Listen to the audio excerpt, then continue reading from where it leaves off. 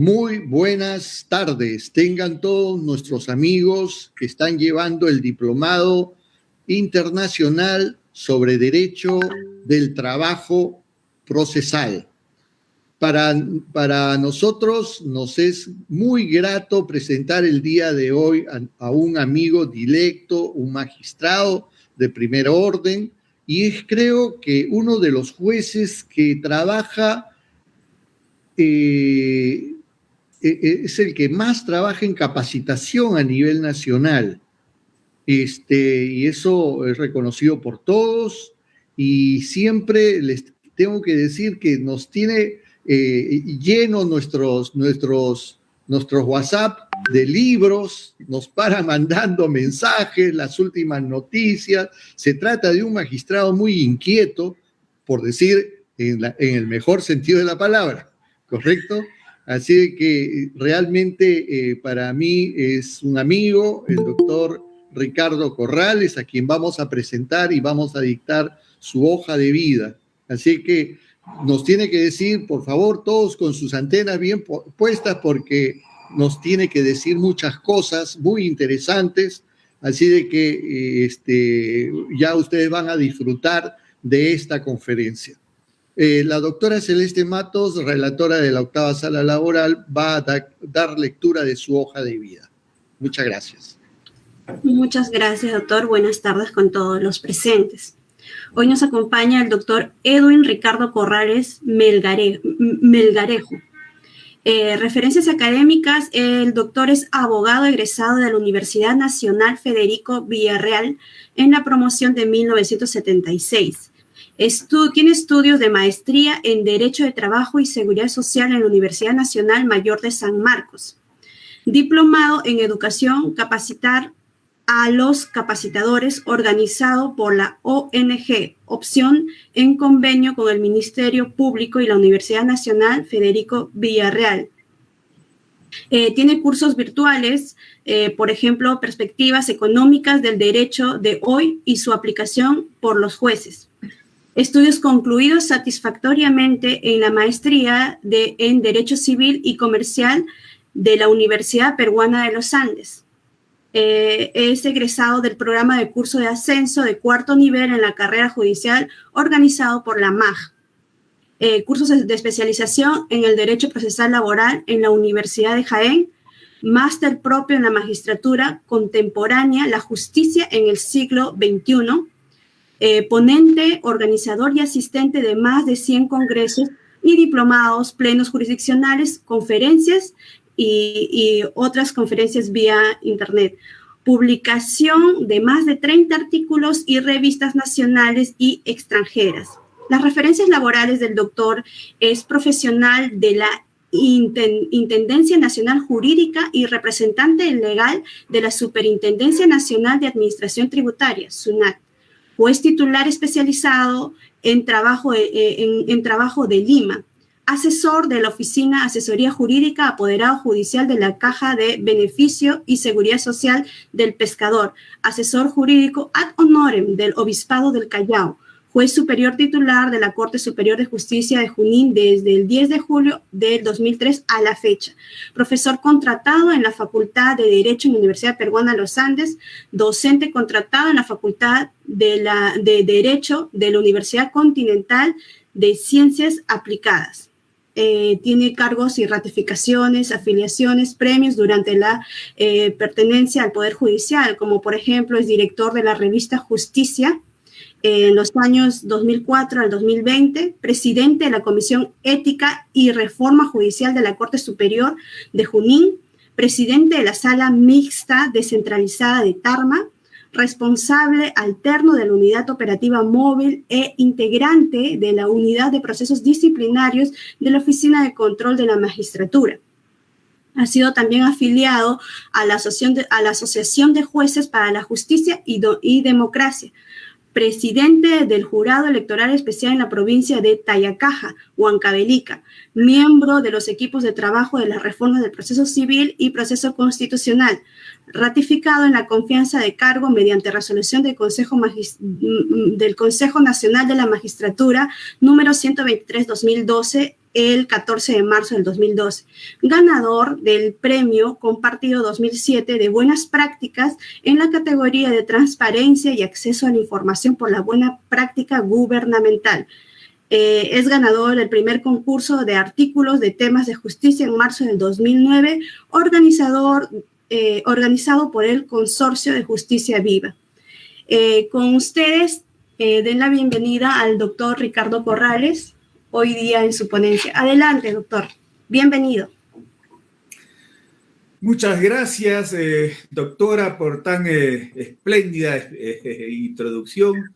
También debo de agradecer al juez superior Gino Yangali, como también a sus miembros de la Comisión de Capacitación, por tan estupendo diplomado que no pocas veces se ve en las Cortes Superiores de Justicia de la República. Un diplomado contiene todo un esfuerzo académico de los integrantes para llevar a cabo y más aún es gratuito a favor pues de los trabajadores judiciales y jueces y juezas de la República, porque la propuesta que nos trae la Comisión de Capacitación que preside el juez superior Gino Yangali es de que tenga un alcance nacional. Y me parece muy bien y también nos está trayendo expositores variados y nacionales e internacionales. Esta tarde vamos a exponer el tema la sentencia en la nueva ley procesal del trabajo. Colegas, el producto más importante intelectualmente, me refiero, es la sentencia. ¿Qué ofrece el Poder Judicial a la ciudadanía? Sus corrientes jurisprudenciales, sus sentencias, sus resoluciones que van a colaborar, a contribuir, colegas, a que el orden social tenga una mejor regulación, una mejor normatividad, porque también la fuente jurisprudencial colabora, contribuye en interpretar las reglas, en perfeccionar el derecho, en ser una fuente de justicia, en el caso concreto, pero también se expande a la sociedad, tiene un efecto social que los jueces y las juezas tenemos pues que sentirnos siempre muy, muy considerados, porque la sociedad nos ha puesto en un cargo muy digno, muy, muy importante en su función social de pacificación.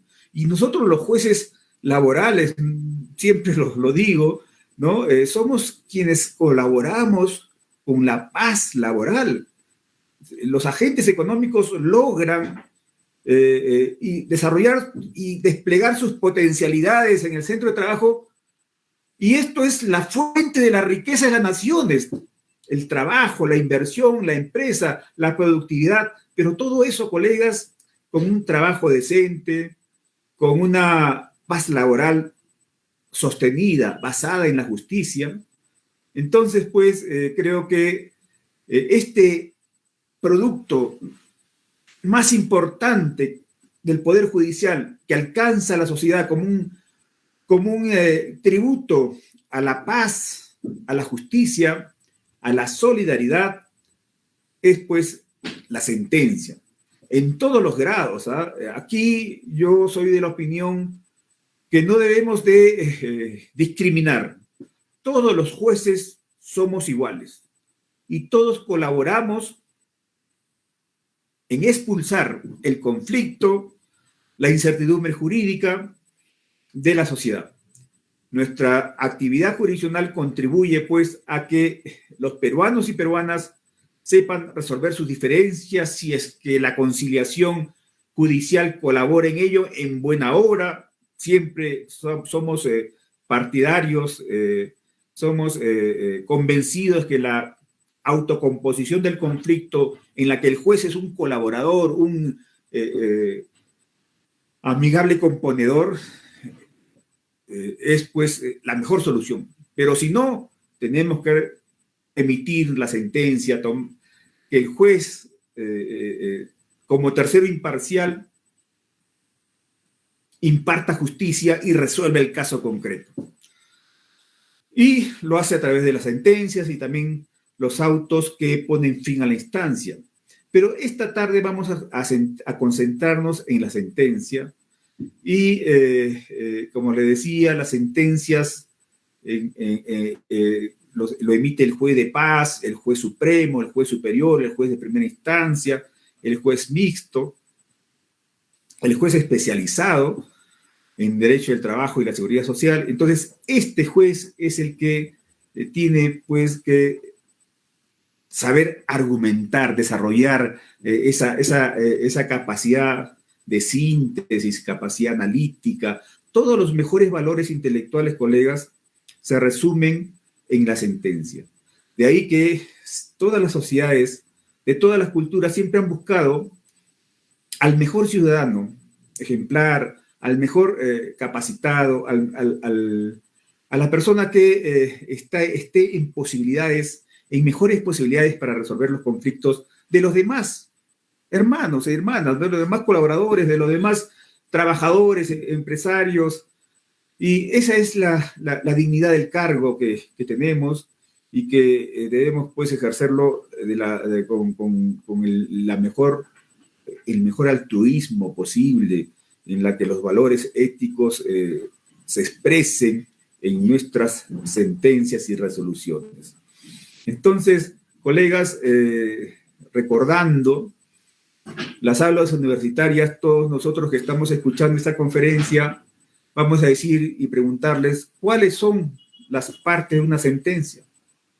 Y rápidamente podemos nosotros decir que las partes de una sentencia es una parte expositiva, la parte considerativa, la parte resolutiva, ¿no? Y viene ya una fase de ejecución.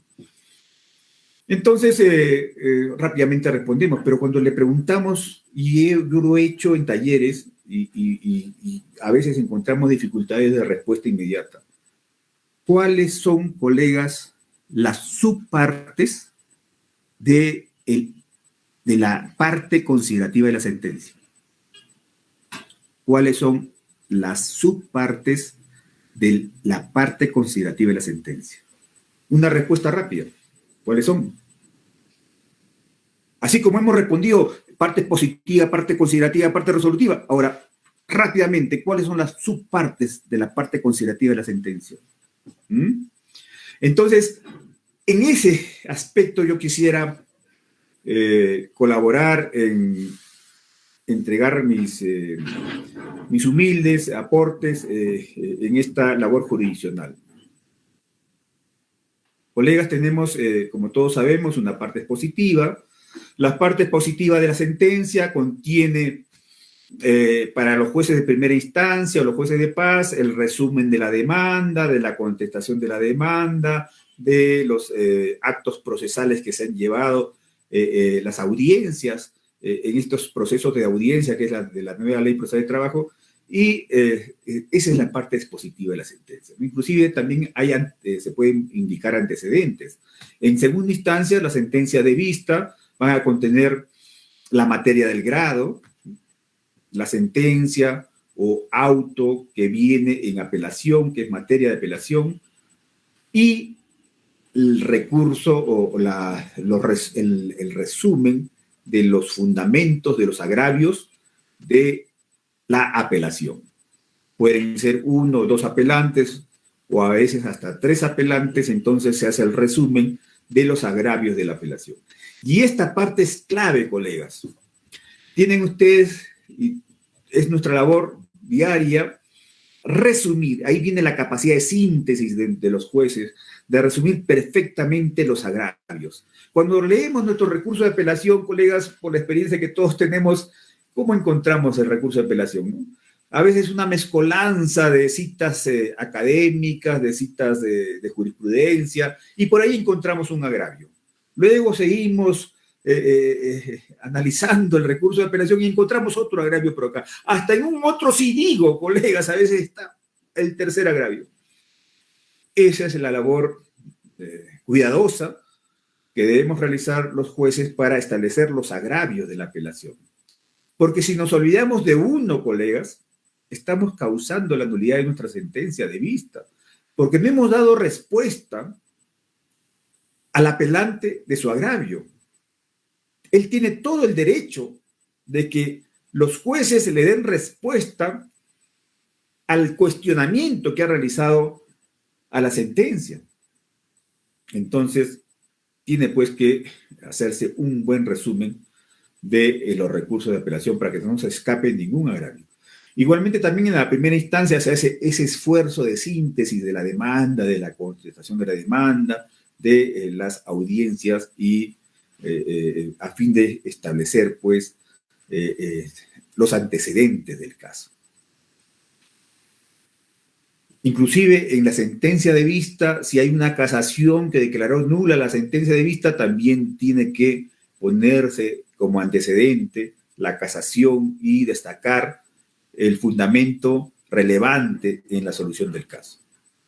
Y las directrices que a veces la Corte Suprema nos establece para resolver, al momento de que tengamos que resolver el caso.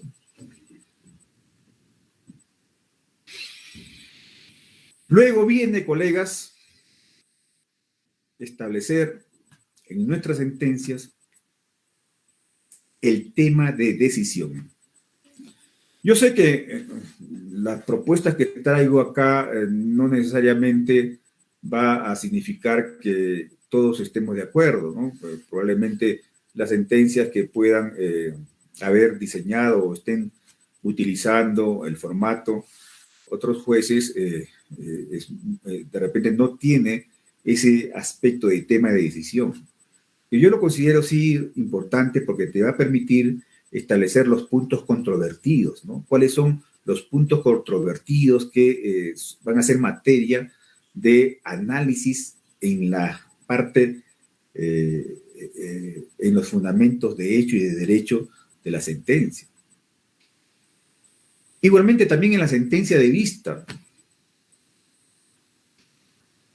el tema de decisión o la cuestión de decisión. Porque acuérdense que en primera instancia el litigio, la controversia es entre demandante y demandado, ¿no? La teoría del caso, hecho, derecho y prueba versus la teoría del caso del demandado. El juez va a tener que tomar una decisión respecto a qué teoría del caso va a considerar que es la que tiene la razón, ¿no? A quien le va a declarar fundada la demanda o de repente infundada la demanda, dándole la razón a la parte demandada. Pero en la segunda instancia, colegas, es distinto. El pleito ya no es entre demandante y demandado, el pleito es entre los apelantes y el juez. Porque el juez ha emitido una sentencia de primera instancia y las partes que se sienten agraviadas con esa sentencia interponen un recurso de apelación tratando de demostrar al tribunal que el juez ha cometido errores de juzgamiento o errores de procedimiento. Y el recurso de apelación también va a estar sustentada en fundamentos de hecho y fundamentos de derecho, salvo que el litigio sea pues de puro derecho. Y la sentencia, que también contiene esos dos fundamentos claves, van a ingresar a una fase de controversia. Aquí están el fundamento A, B, C del juez para declarar fundada la demanda. El recurso de apelación del demandado también va a contener fundamento A, B y C. El fundamento A del recurso de apelación va a pretender demostrar la falsedad, el error del fundamento A de la sentencia.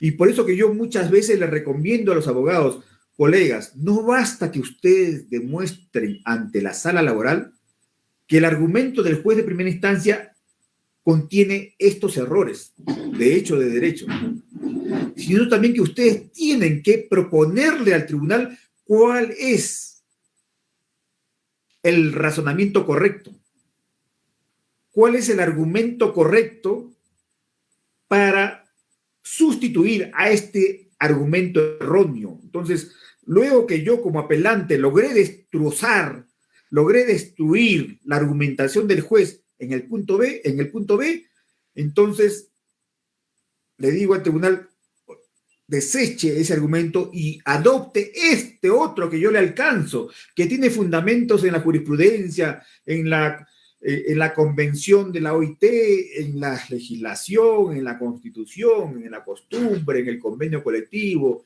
en el reglamento interno de trabajo, etc. En todas las fuentes del derecho que podamos alegar. Entonces, en esta visión dialéctica de tesis, antítesis, también hay que plantear la síntesis. No solamente la afirmación y la negación, sino también la negación de la negación. No solamente la posición, oposición, sino también la suposición. Esto es que el apelante tiene que proponer soluciones y corresponderá al tribunal, corresponderá a la sala tomar la decisión. Pero para desarrollar ese tipo de análisis,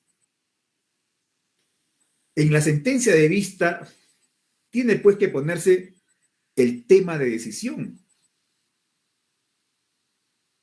Por ejemplo, ¿no? Está de por medio la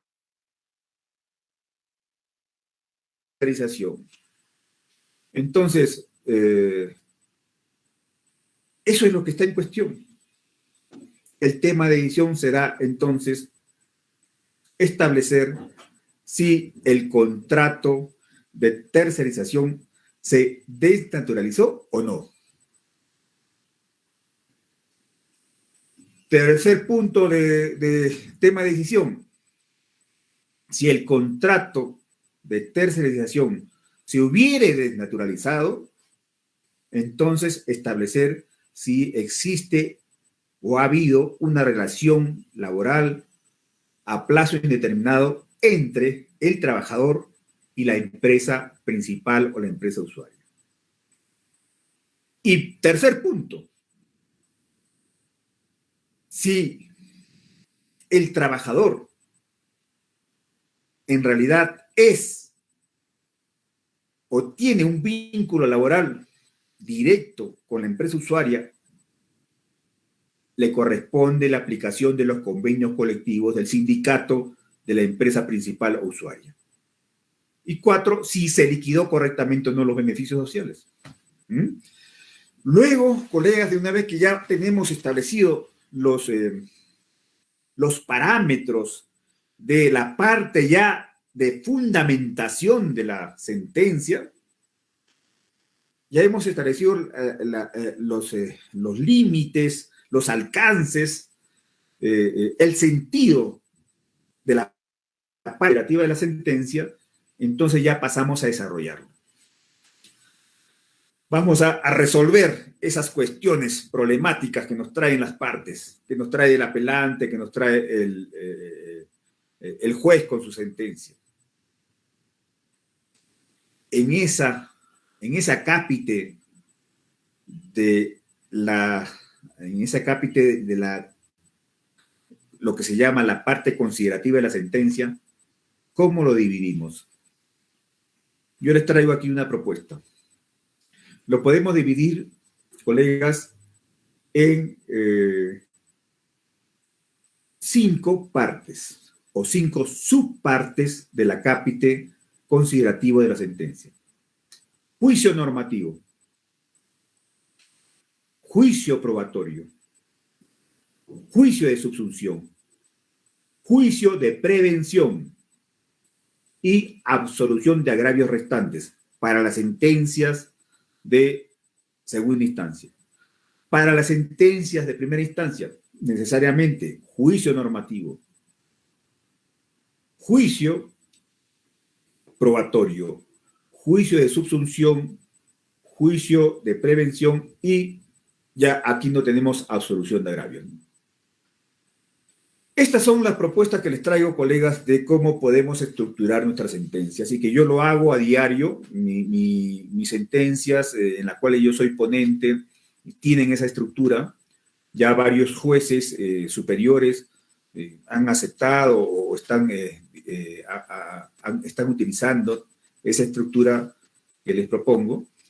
Y en el juicio normativo, colegas, ¿cuál es la idea? Es establecer la norma o normas legales aplicables al caso. También criterio jurisprudencial que se va a aplicar al caso, o la costumbre. También vienen ahí las fuentes convencionales, constitucionales, legales. Porque, colegas, en el juicio normativo tenemos que hacer los siguientes controles. Control de convencionalidad, control de constitucionalidad, control de legalidad. Esos 3 controles tenemos que hacerlo. Y en el juicio normativo, inclusive, ingresa el juicio de ponderación cuando hay 2 principios que están enfrentados para resolver el caso y usted tiene que desarrollar el test de proporcionalidad, ¿no? Para establecer cuándo la disposición en cuestión es idónea, necesaria o proporcional en sentido estricto. Entonces, esa labor de establecer la norma legal o la regla aplicable al caso contiene toda esa parte del juicio normativo.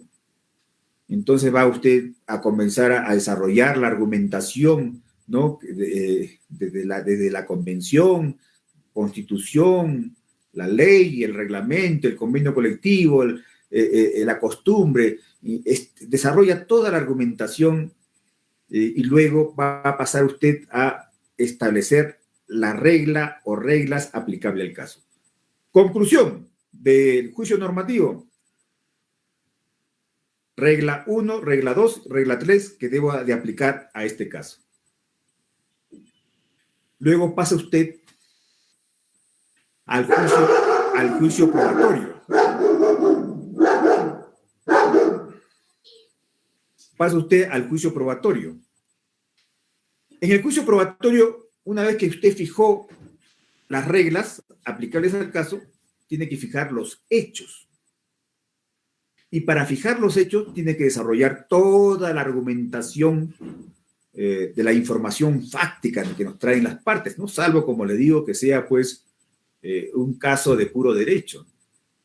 Entonces, ¿cuál es la teoría del caso que te trae la parte demandante, la parte demandada, desde primera instancia, en segunda instancia, cómo resolvió el juez, cuáles son los hechos que fijó el juez, cuáles fueron las inferencias probatorias que realizó el juez? Estas fueron desarrolladas, aplicadas correctamente o no. ¿Qué regla de la experiencia aplicó para establecer una presunción o aplicar la prueba indirecta o la prueba conjetural o también se llama la prueba por indicios, ¿no? Entonces, todo ello, colegas, está en el juicio probatorio.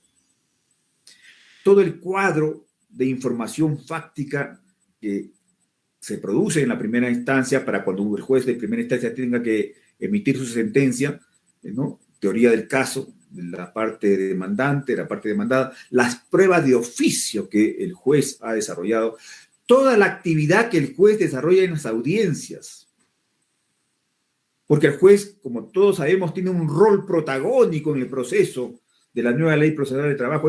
Este proceso por audiencias hace que la oralidad, la inmediación, la participación de las partes sea dinámica, el debate en las audiencias contribuye a que el juez inmediatamente esté valorando las pruebas que se están en ese momento oralizando, que se están actuando. Entonces ya va tomando nota de todo lo que va a exponer en su cuadro probatorio. Entonces, en el juicio probatorio, como todos sabemos, hay dos métodos, ¿no? El método analítico o atomista y el método holístico.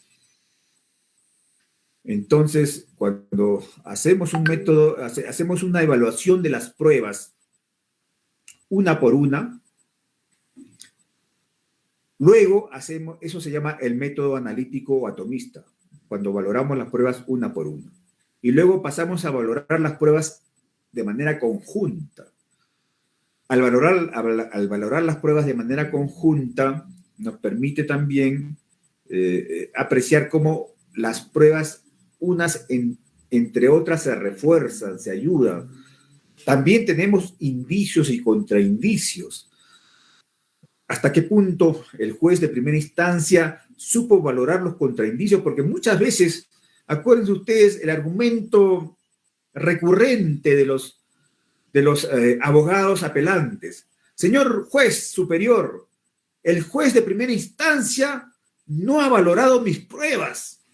¿Cuántas veces hemos escuchado eso, colegas? Entonces, tenemos que hacer un proceso de reevaluación de las pruebas que se han actuado en primera instancia y también la que actuemos de oficio o extemporáneas en segunda instancia. Ya tenemos el Pleno Jurisdiccional Nacional Laboral del año 2019, que nos da luces al respecto, de manera pues que la segunda instancia también tiene una cierta actividad probatoria que va a permitir a los jueces superiores tomar una decisión mucho más fundamentada, mucho más sustentada en sus sentencias de vista. Cápite considerativo de la sentencia. El juicio de subsunción. En el juicio de subsunción, lo que se trata es que los hechos que usted ha calificado y ha fijado como ciertos, si estos calzan o no, encajan o no en el supuesto fáctico de la norma jurídica, de la regla que está aplicando el caso. Si esto sucede, entonces se desencadena la consecuencia jurídica y resuelto el caso. Ejemplo, artículo 1969 del Código Civil. El que causa un daño a otro tiene que indemnizarlo. Entonces, si yo, empleador, despedí al trabajador sin causa y me interpone una demanda de reposición por despido ad nutum o incausado,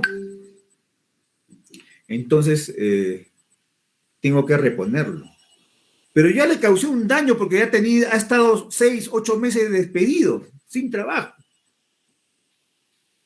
Y también me va a demandar indemnización por daños y perjuicios. Lucro cesante, daño moral, daños punitivos, hasta daño emergente. Entonces, ya fijo el hecho que el empleador despidió al trabajador. El otro hecho, que estuvo despedido 6 meses, y esto lo voy a aplicar a esa regla, ¿no? El que cause un daño a otro debe indemnizar. Entonces, ya el trabajador ha logrado probar el daño y todos los demás elementos, pues, por supuesto, de la responsabilidad civil, ¿no? Antijurídico, nexo de causalidad, imputación. Entonces, si ya hay un daño cometido al trabajador porque lo despidieron inconstitucionalmente y estuvo sin trabajo 6 meses por mi culpa, entonces encaja en la regla, en el supuesto facto de la regla, y como consecuencia tengo que indemnizar. Claro que este ejemplo que le estoy poniendo se aplica y debe aplicarse en la responsabilidad contractual. Y resuelto el caso, ¿no? En consecuencia, se resuelve que el demandado debe pagar la cantidad de 10.000 soles por lucro cesante, 8.000 soles por daño moral, 3.000 soles por daño punitivo. Malos intereses legales. Costos y costos. Entonces, fíjense, colegas, que ese es el juicio de subsunción. Finalmente pasamos al juicio de prevención. Esta es la novedad. Colegas, ¿ustedes consideran razonable que los jueces nos limitemos a resolver el conflicto como lo hemos venido haciendo desde que se fundó la República, y si nos vamos mucho más atrás, desde la época, pues, de los oidores, ¿no? Desde la colonia, y de repente también en el imperio incaico, ¿cómo no saber que también había una persona que resolvía los conflictos, ¿no? En toda esa larga historia de los jueces y juezas, de todas las épocas y en todas las naciones, colegas, hemos resuelto el caso individual, el caso que nos traía el demandante y el demandado. Pero hemos cerrado los ojos a la fuente del conflicto. La fuente del conflicto no es nuestra competencia, se nos ha dicho. Limitémonos a decir el derecho entre las partes litigantes. Punto. Colegas, ¿creen ustedes que eso es razonable? Que cerremos los ojos, miremos para un costado y dejemos que la fuente del conflicto siga produciendo litigios, siga supurando pus, siga causando daño a la sociedad? Creo que no. Los jueces tenemos también que enfrentar la fuente del conflicto. Eso es también lo que se llama las sentencias estructurales. Tenemos que enfrentar la fuente del conflicto. No nos podemos lavar las manos. Les doy un ejemplo, colegas. Aquí en Huancayo hay una entidad financiera que en su reglamento interno de trabajo había consagrado el non bis in idem. En su reglamento de trabajo, colega, decía, si tú cometiste una falta A, se te sancionó. Cometiste la falta B, se te sancionó. Cometiste la falta B, C, se te sancionó. Entonces, cuando ya cometiste 3 faltas y las 3 te fueron sancionadas, te aplicamos una sanción adicional. Te despedimos. Eso decía el reglamento interno de trabajo de esa entidad financiera, colegas. Y que era una entidad financiera muy importante porque tenía bastantes agencias y trabajadores. Y estaba produciendo conflictos porque ese reglamento interno de trabajo lo estaban aplicando y estaban despidiendo, revisando todas las sanciones. Hasta tiene 3 fuera, 3 fuera, 3 fuera. Pero, colegas, dense cuenta. Sanción A, falta A, sanción A. Se le sancionó. La falta B se le sancionó. La falta C se le sancionó. Y encima le aplicas una segunda sanción. Non bis in idem. No se puede sancionar 2 veces por los mismos hechos. Y lo despides. Inconstitucional, colegas. Ahora, sí es cierto que los antecedentes laborales son fundamentales, son claves. Inclusive el Tribunal Constitucional recomienda que los jueces tenemos que considerar los antecedentes para evaluar si el empleador aplicó la sanción de despido correctamente, porque cometió el trabajador la falta A, se le sancionó. La falta B, se le sancionó. La falta C, se le sancionó. Comete la falta D, ahí usted valora todos los antecedentes y agrava la falta, pues. Hace ya irrazonable la continuidad en el centro de trabajo, porque ya es, pues, varias faltas que se están acumulando, pero se toman como antecedentes, ¿no? No se vuelven a sancionar, se toman como antecedente para la última sanción que vas a aplicar. Y el reglamento interno de trabajo de esta entidad, colegas, consagraba el non bis in idem y estaba produciendo conflictos. ¿Qué hacer? No, es que ese no es el tema de debate, no es punto controvertido, no lo propusieron las partes. Entonces, que siga, pues,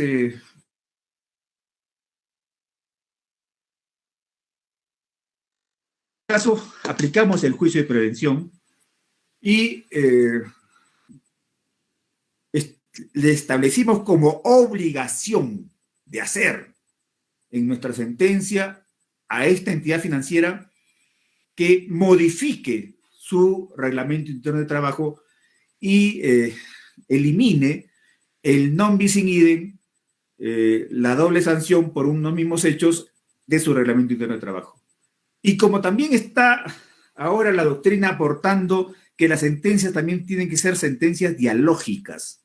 Sentencias dialógicas, colegas, es cuando la autoridad judicial dialoga con las partes y con terceros relacionados a resolver el conflicto. Y dialogamos no de manera privada, por supuesto, ¿no? Sino dialogamos a través de nuestras resoluciones, a través de nuestras resoluciones. El típico caso de una sentencia dialógica es cuando, por ejemplo, el tribunal convoca a los amicus curiae, ¿no? A amicus curiae, ¿no? Los amigos del tribunal para que ilustren. También cuando se convoca, pues, como prueba de oficio a determinados testigos que no ofrecieron las partes, pero que van a ilustrar al tribunal, entre otras medidas.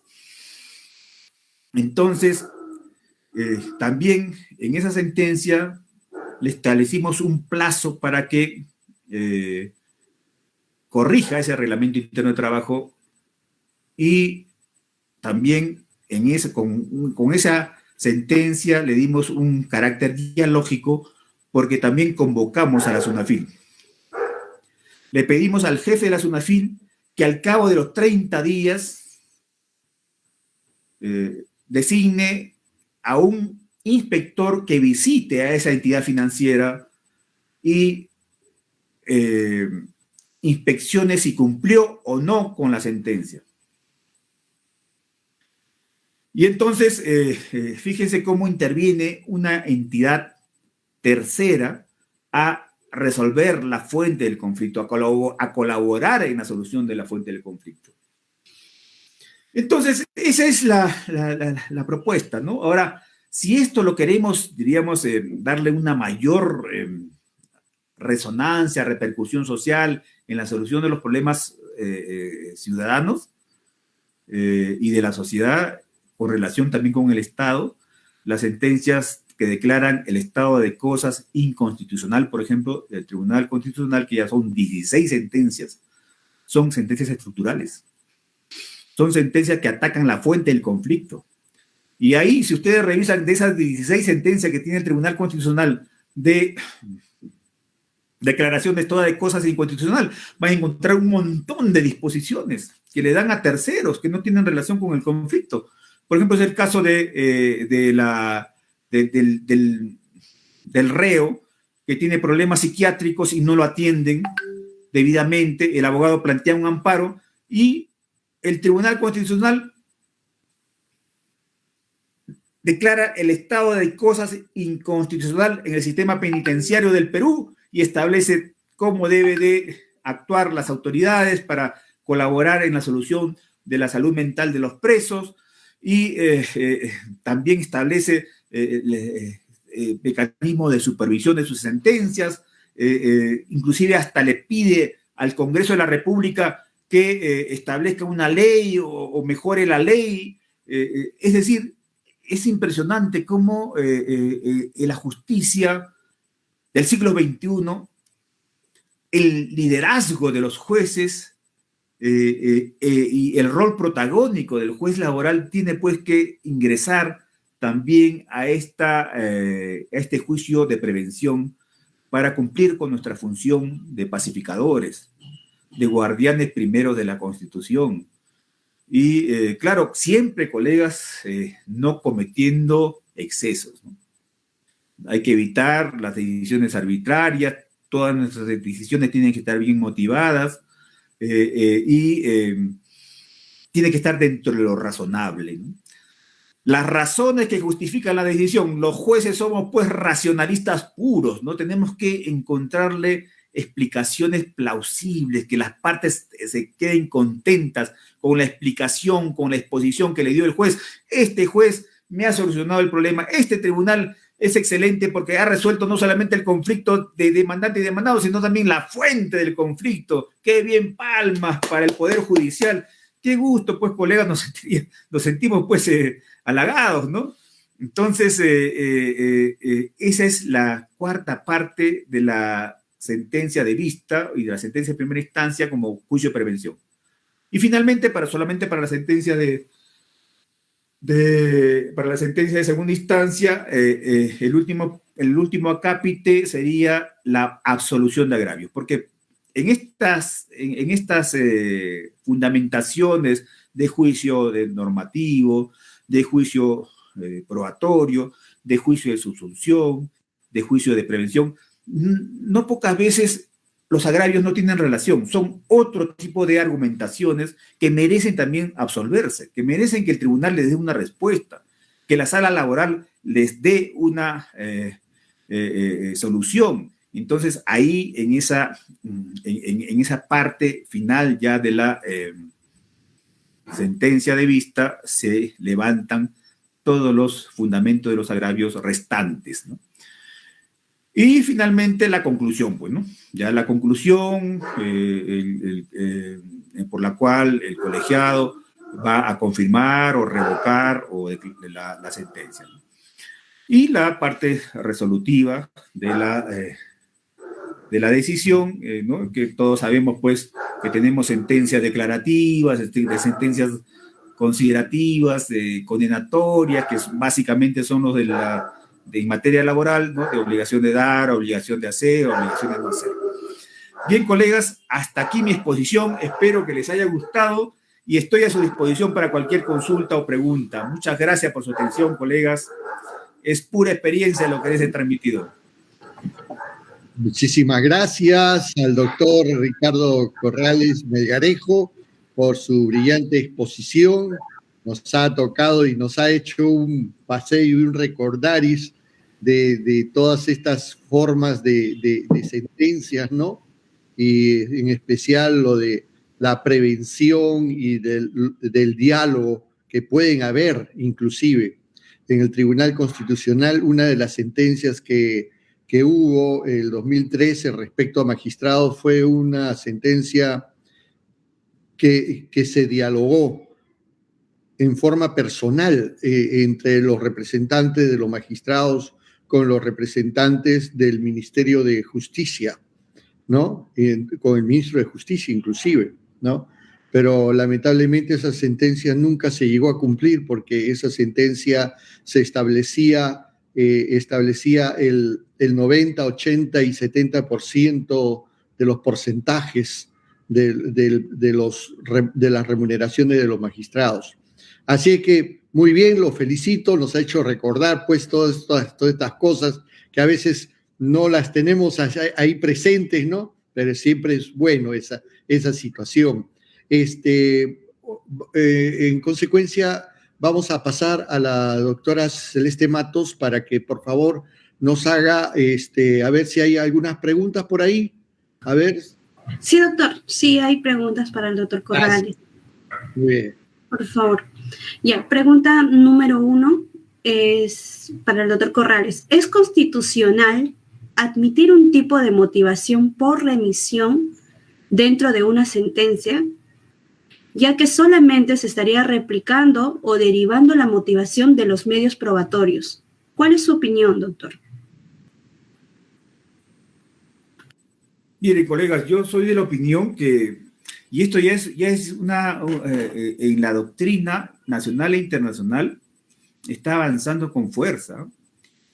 Miren, si nosotros leemos el artículo 31 de la nueva Ley Procesal de Trabajo, nos dice: el juez recoge los fundamentos de hecho y de derecho esenciales esenciales para motivar su decisión.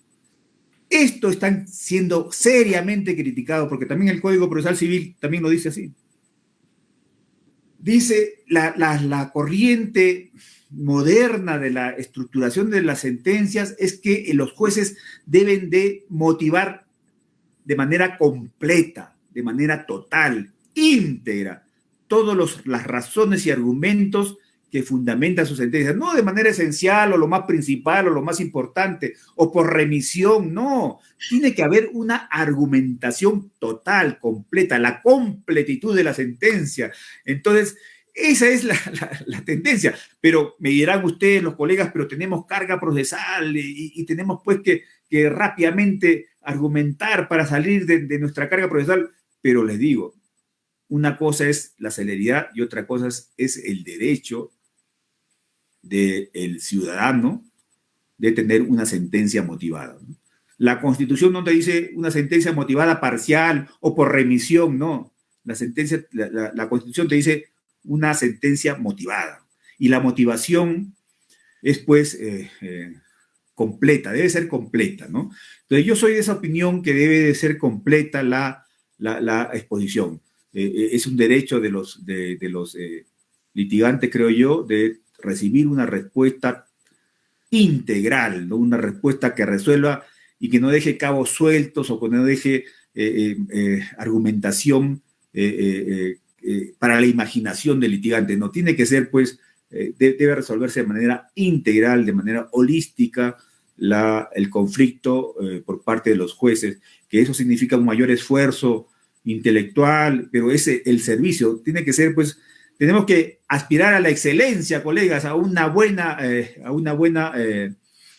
buen servicio de justicia, esa es mi opinión, y esperamos pues que también el Poder Ejecutivo, el presupuesto público colabore pues para que haya más órganos jurisdiccionales de manera pues que los jueces puedan hacer sus sentencias con tranquilidad, con mayor tiempo, con mayor posibilidad de profundizar y analizar y exponer completamente las razones que justifican su decisión.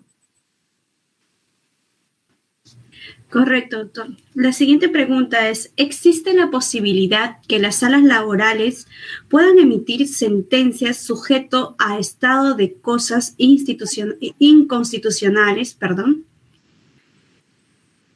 Miren, colegas, yo tengo un trabajo al respecto, precisamente mi tesis del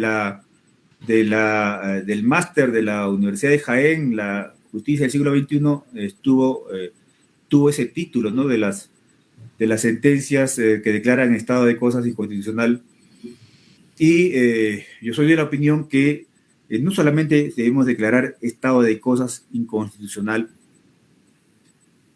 cuando la fuente del conflicto se deriva de una política pública o de una estructura deficiente, injusta, arbitraria, que tenga el Estado peruano o una agencia del Estado peruano, por la cual se interdicta la arbitrariedad mediante estas sentencias de declaración de estado de cosas inconstitucional, no solamente para el Estado, para el sector público, sino también para el sector privado.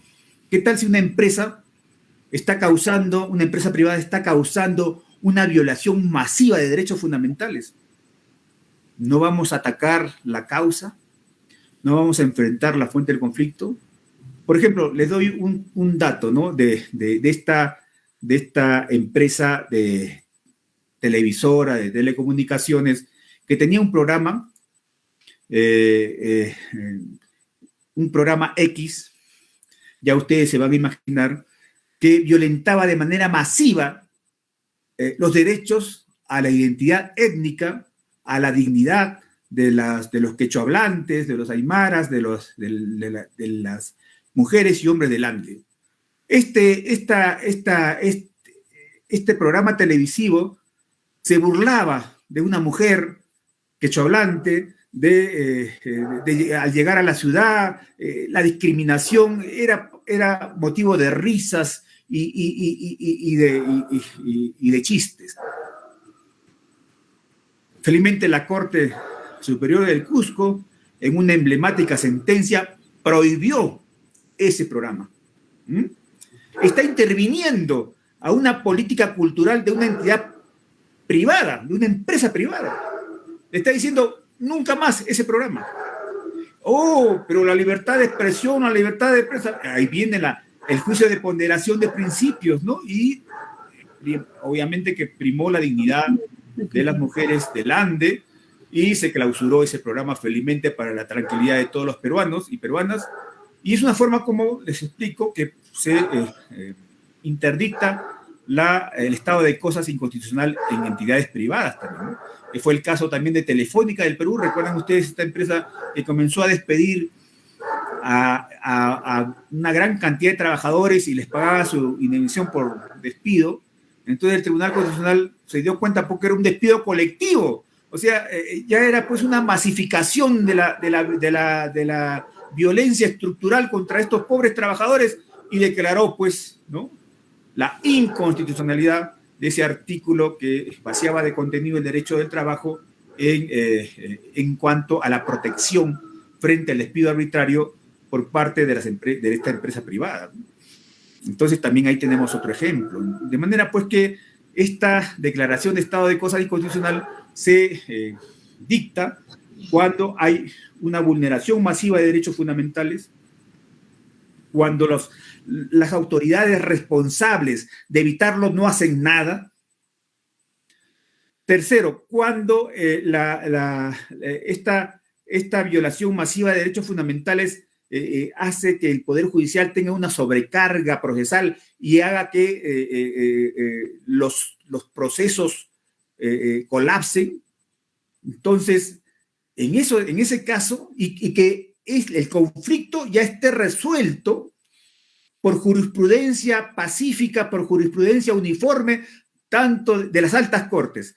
Reúne esos 4 requisitos, es posible declarar el estado de cosas inconstitucional y para corregir pues esos defectos, esas fallas estructurales, esas políticas públicas, porque ahora, colegas, recuerden ustedes, hemos avanzado del control de legalidad al control de constitucionalidad, luego hemos pasado al control de convencionalidad.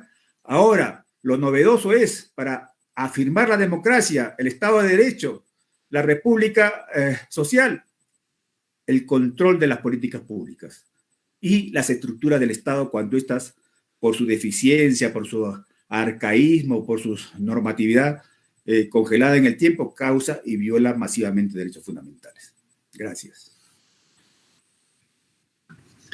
Muy bien, doctor. La tercera pregunta es, según su experiencia como magistrado en la Corte de Junín, ¿cuál ha sido el impacto del control de la convencionalidad en materia laboral dentro de la Corte de Junín y cuáles han sido los casos más relevantes que podría destacarlo, doctor? Sí, yo recuerdo muy bien. Ahora, felizmente, ya la legislación actual ha sido superada, pero hace 10 años atrás, porque yo estoy acá en la Corte de Junín 18 años, entonces había una empresa privada que la empresa A y la empresa B, la empresa había fusionado a la empresa B, ¿no? Entonces, esta fusión causó de que los trabajadores de ambas empresas comiencen a reclamar la homologación de remuneraciones, ¿no? Entonces,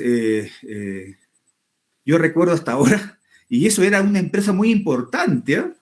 Y tenía un gran estudio jurídico que vino aquí a defender su posición y decía, pues, pero señores jueces, no hay ninguna norma legal que me obligue a mí que le pague igual a esta persona porque porque la política remunerativa de la empresa es distinta.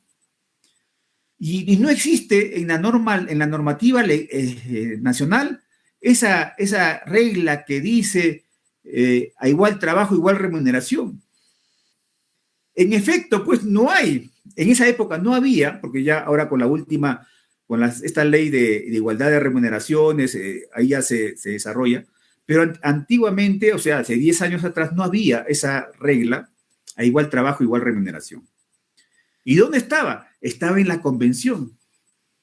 en la Convención Interamericana de Derechos Humanos, inclusive si usted va al preámbulo de la OIT, el preámbulo fundacional de la OIT de 1919, va a encontrar ahí a igual trabajo, igual remuneración. Entonces, realizamos sobre la base de esa regla, y también hay otros que lo consideran principio, consagrado en la Convención Interamericana de Derechos Humanos, lo aplicamos como control de convencionalidad respecto a la política remunerativa que tenía esta empresa de no homologar las remuneraciones cuando había eso, igual trabajo, igual remuneración.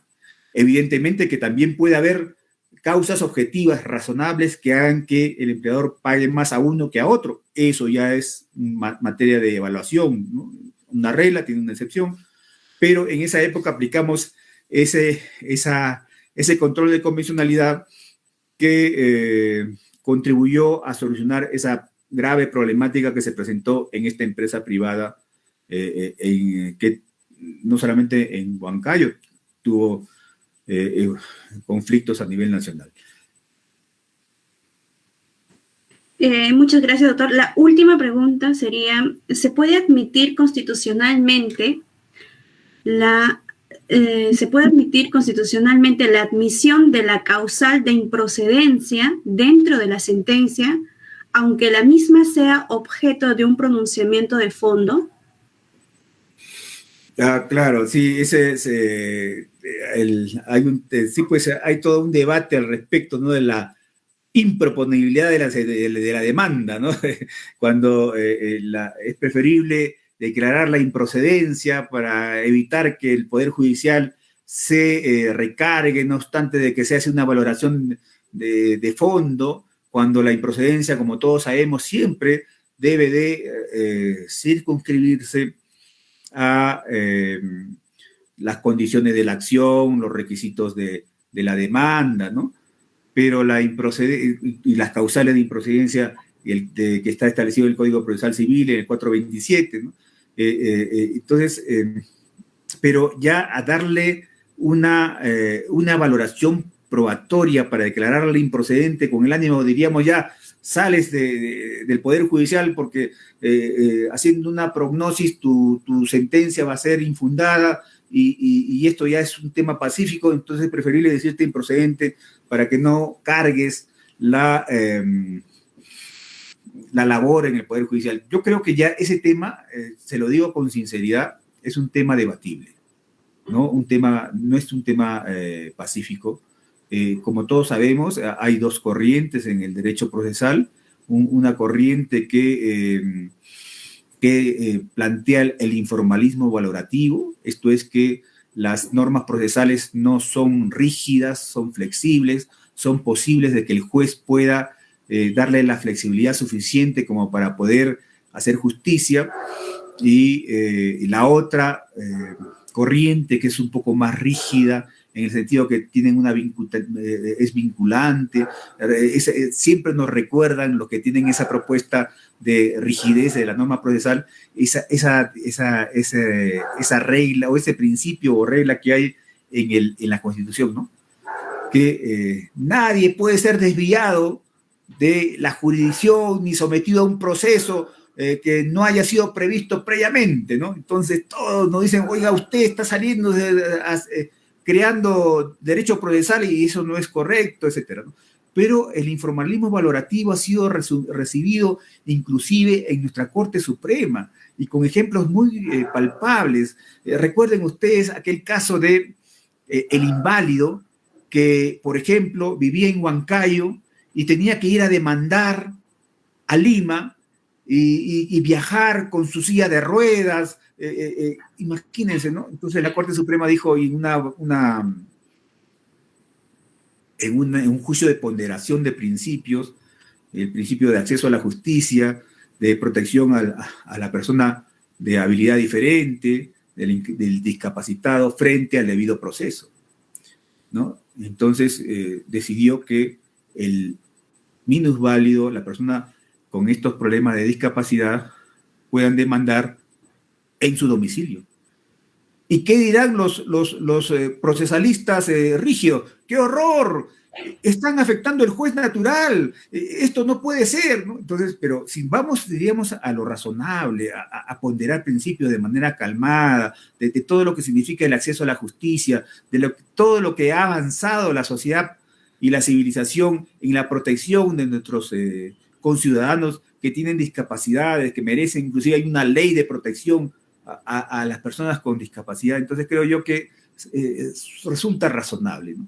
Entonces, de igual manera también, es justo que nos llenemos de demandas que después van a resultar infundadas y vamos a terminar con una carga, y nosotros los jueces también tenemos que cuidar el erario nacional, porque cada proceso cuesta, ¿no? Entonces, o mejor, adoptamos la tesis de la improponibilidad de la demanda como una especie de flexibilidad el derecho de acción y la respuesta del Poder Judicial, ¿no? De declararla improcedente, no obstante que para ello valoramos pruebas a fin de declarar improcedente la demanda por un imposible jurídico o un imposible fáctico. Entonces, pero para poder llegar a esa conclusión que es un imposible jurídico lo que usted me está proponiendo, o lo que usted la demanda que usted está presentando, o un imposible fáctico, tengo que darle una cierta valoración. Yo creo que en este proyecto de la nueva ley procesal del trabajo